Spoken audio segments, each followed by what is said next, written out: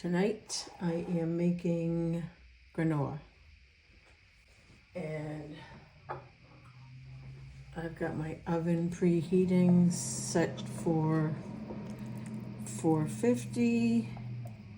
I've got my baking sheet lined with coconut oil because that's what I'm using in my recipe, and I'm going to attempt to measure things as I put them in the bowl because I don't typically do that. I just kind of throw stuff together. So this bowl weighs 465 and we are at 823 with some toasted organic rolled oats. Organic non-GMO rolled oats, I should say. What did I say it was? 822, so 822 minus 645. Oh shoot, I don't think I can ask Siri. Okay, 178. So I have 178 grams of organic rolled oats in my bowl. 170. We're gonna round it off to 175. We're gonna say it's 175. And I've got some toasted walnuts and coconut that I toasted in the toaster oven. And I don't know, of course I didn't do those separately, so this is going to really mess everything up, but it's about this much. It's about this much. Oh, I should have put that on 0 first. Dang it. All right, so 822 to 941. I don't know. I guess at this point I shouldn't worry about the measurements because I've already screwed it all up. This is why I don't measure things. All right, so we're going to say that you dump in some coconut, some shredded coconut. You can toast it or not, whatever you like. I am going to add my coconut oil. There's more than a half cup in here. So I'm going to start with half of this. I'm going to put like a 1/4 cup in. And I'm going to throw that on my KitchenAid and see what happens. Because when I did it the first time and I didn't measure anything, I was kind of looking at what it looked like in the bowl, trying to get a good texture, if you will. So I'm gonna let that mix up. And I'm gonna put in about 1/2 cup of sweetener.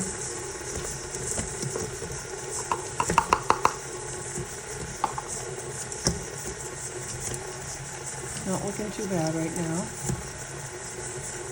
I am going to throw in a good shot of vanilla. A good shot of vanilla. Probably like 3 or 4 teaspoons. Or 5. A bunch. I like to smell it. I don't know, it might need more. I'm going to put in a pinch of salt.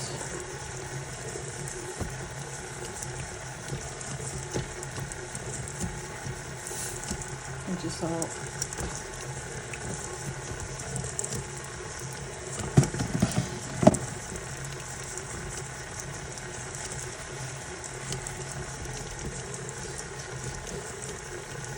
All right, I've got oats, coconut, walnuts. I think some more walnuts would be good.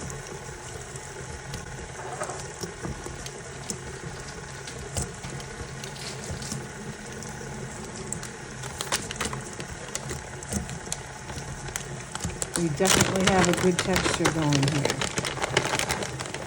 It's very granola-like.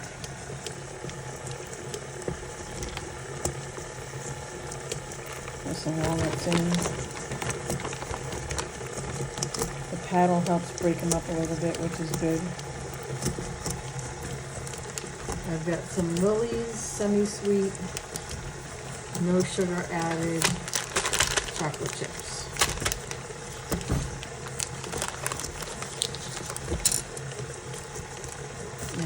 put in about half a bag, I think.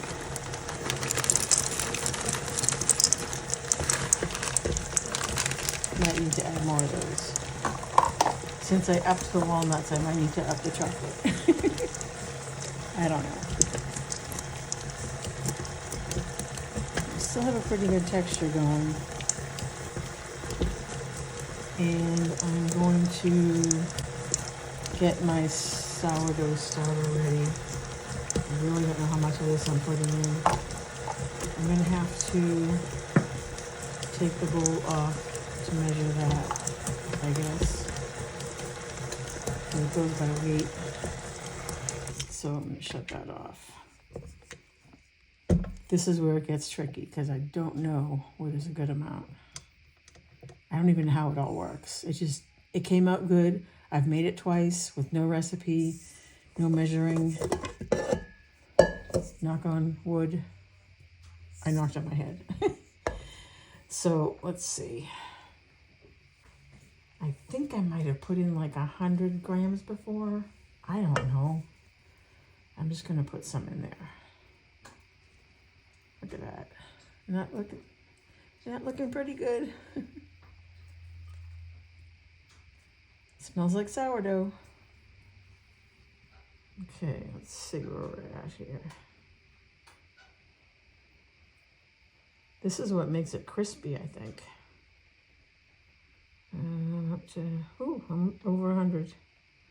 114. I think I'll stop there.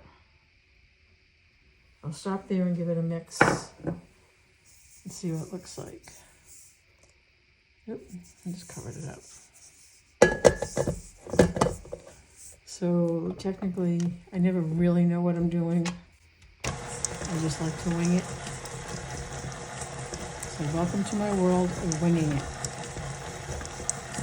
And all the sourdough is stuck in the paddle, so I have to stop and get it out. Come on, y'all, get out of there. Okay. Let me whack. Give me that. Hopefully it'll mix in better. And you don't even see the sourdough when it's done mixing, which is kind of cool, weird, and funky all at the same time.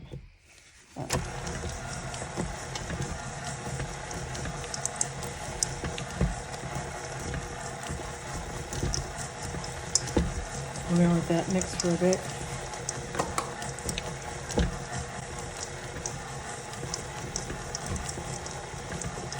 Hopefully it will disappear like it usually does.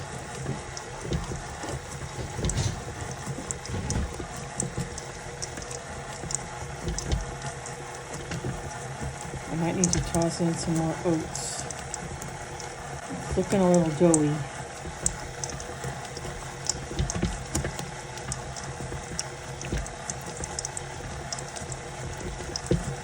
It's staying chunky, which is good. That's what we want. But you know what? It's building up in the paddle again, so I gotta empty the paddle. Empty the paddle like that. But you can see how it stays chunky, which is perfect. Oh, it smells good already. Didn't even cook it yet.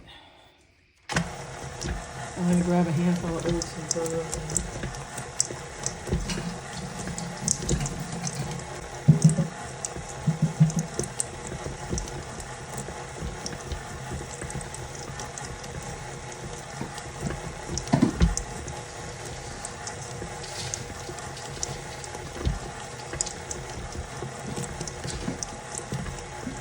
So we're just going to round up and say that it was 200 grams of oats. Ooh, it's taking a turn. It's looking really good. I just don't want it to be too wet.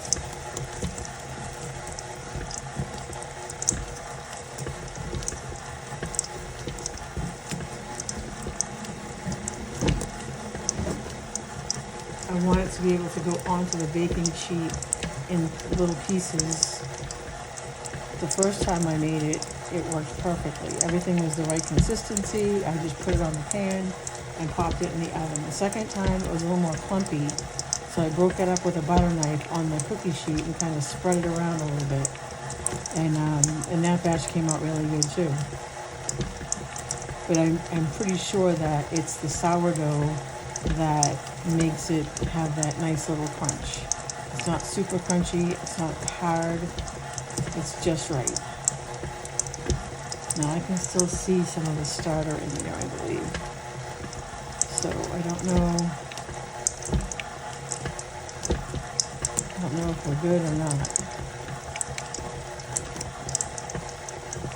Let me just turn it up for a second and see what happens.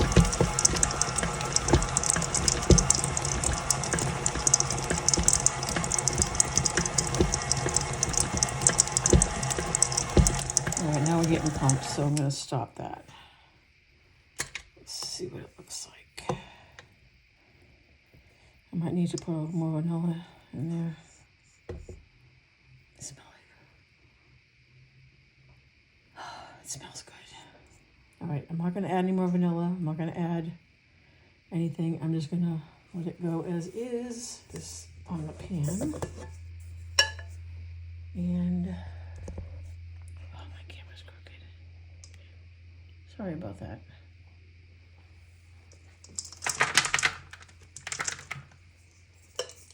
Yeah, so this back is a little bit chunky too, but you can see, look at the consistency of that.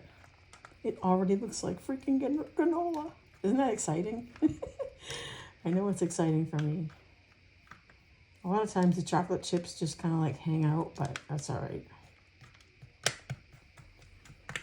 So this might be a smaller batch than I made the other 2 times. But it gives you an idea that you don't really have to measure anything to make it work. Just kind of eyeball it. Eyeball it and hope for the best. Unless it doesn't come out good, but I think it might. So I'll show you, this is what's left of the last batch of granola that I made. That's what's left. Look how nice that is. All crunchy. You don't store it in a really airtight container. You want it to have a little bit of breathing so that it doesn't get soggy and so that nothing funky happens with the sourdough. Sourdough does not like to be wrapped in plastic and sealed airtight unless it's frozen. I would have liked it spread out a little bit more, but you know what? This is going to be good.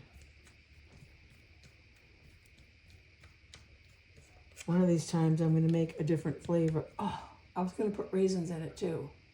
Oh, too late. No raisins in this batch. But I'd like to try making a cinnamon raisin and also maybe a cranberry orange. That would be yummy. So this takes really no time to put together. And then I'm going to bake it for like 12 minutes on 450. And I'm going to let it cool. And I'm going to see what the crunch is like. And if it's not a good enough crunch, I'm going to throw it back in for 5 more minutes and see what we got. I don't want to put it in for a straight 15 because I don't want to burn it. But fingers crossed that it's going to come out awesome. We will be back. Here it is out of the oven. Nice and brown and crispy. Some of the bigger chunks seem a little bit